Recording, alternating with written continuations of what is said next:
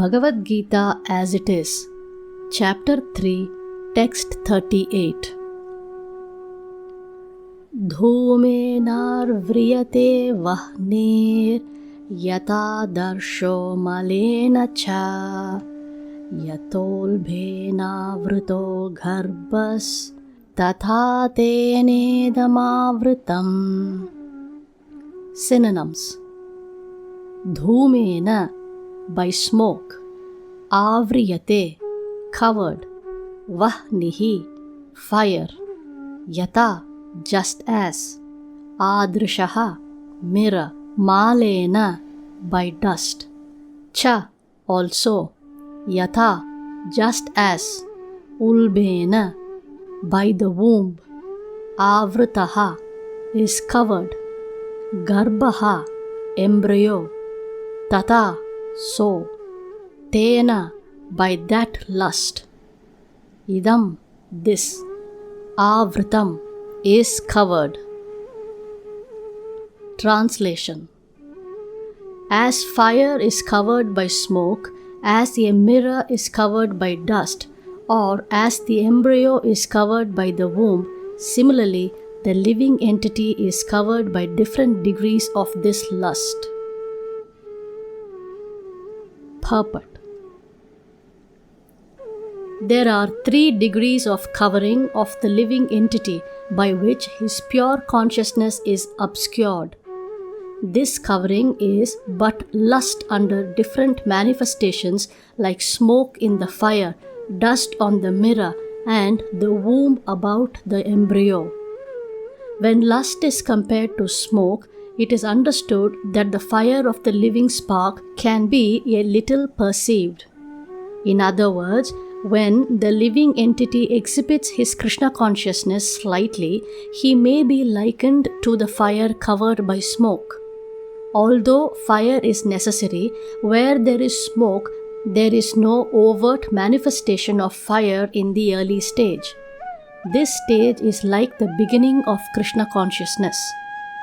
The dust on the mirror refers to a cleansing process of the mirror of the mind by so many spiritual methods. The best process is to chant the holy names of the Lord.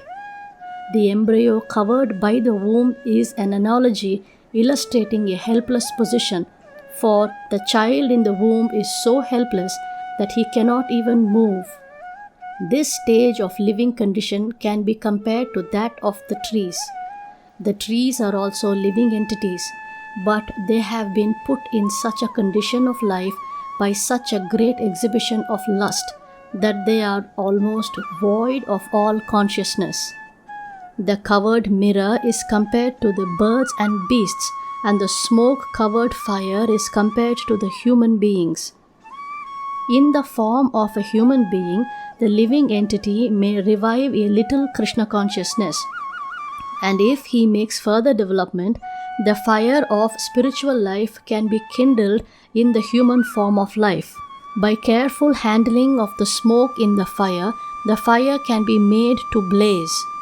Therefore, the human form of life is a chance for the living entity to escape the entanglement of material existence. In the human form of life, one can conquer the enemy lust by cultivation of Krishna consciousness under able guidance. Text 39. Avritam jnanam etena jnanino nityavairina kamarupena kaunteya dushpurena nalena cha.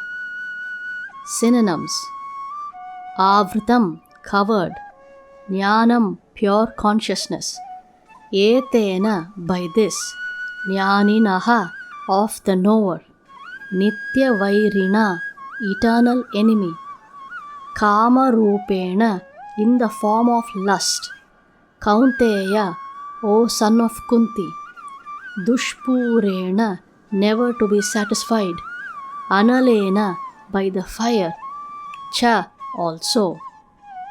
Translation: Thus a man's pure consciousness is covered by his eternal enemy in the form of lust, which is never satisfied and which burns like fire. Purport. It is said in the Manusmriti that lust cannot be satisfied by any amount of sense enjoyment, just as fire is never extinguished by a constant supply of fuel. In the material world, the center of all activities is sex, and thus this material world is called Maitunya Aghara, or the shackles of sex life.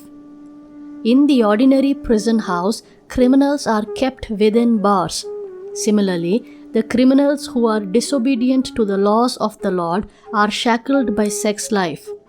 Advancement of material civilization on the basis of sense gratification means increasing the duration of the material existence of a living entity. Therefore, this lust is the symbol of ignorance by which the living entity is kept within the material world. While one enjoys sense gratification, it may be that there is some feeling of happiness, but actually, that so-called feeling of happiness is the ultimate enemy of the sense enjoyer. Text 40. Indriyani mano buddhir asya dishtanamuchyate eter vimohayatyesha jnanamavritya dehinam.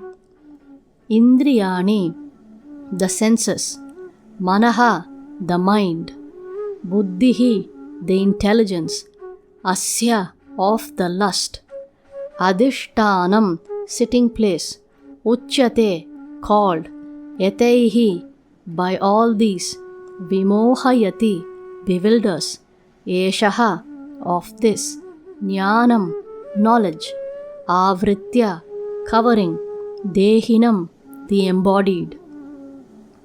Translation. The senses, the mind and the intelligence are the sitting places of this lust, which veils the real knowledge of the living entity and bewilders him. Purport. The enemy has captured different strategic positions in the body of the conditioned soul, and therefore Lord Krishna is giving hints of those places so that one who wants to conquer the enemy may know where he can be found. Mind is the center of all the activities of the senses, and thus the mind is the reservoir of all ideas of sense gratification. And as a result, the mind and the senses become the repositories of lust. Next, the intelligence department becomes the capital of such lustful propensities. Intelligence is the immediate next-door neighbor of the spirit soul. Lusty intelligence influences the spirit soul to acquire the false ego and identify itself with matter, and thus with the mind and senses. The spirit soul becomes addicted to enjoying the material senses and mistakes this as true happiness. This false identification of the spirit soul is very nicely explained in the Srimad Bhagavatam. Yasyatma buddhihi kunape tridhatuke swadhihi kalaktrasdishu bhauma idyadihi yattirtha buddhihi salitena karhichij Janeshva abhigneshu sa eva ghokaraha. A human being who identifies this body made of three elements with his self, who considers that byproducts of the body to be his kinsmen, who considers the land of his birth as worshipable, and who goes to the place of pilgrimage simply to take a bath rather than meet men of transcendental knowledge there, is to be considered as an ass or a cow.